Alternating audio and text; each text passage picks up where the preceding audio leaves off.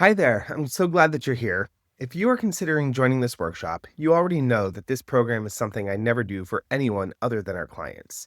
But over the years, so many of my friends in medical affairs asked, when are you going to do this for the rest of us? And since I'm going to be in London anyway, I'm doing it. So, May 8th, full day, in person, intensive. We're going to help medical excellence leaders like you build clarity, confidence, and real impact.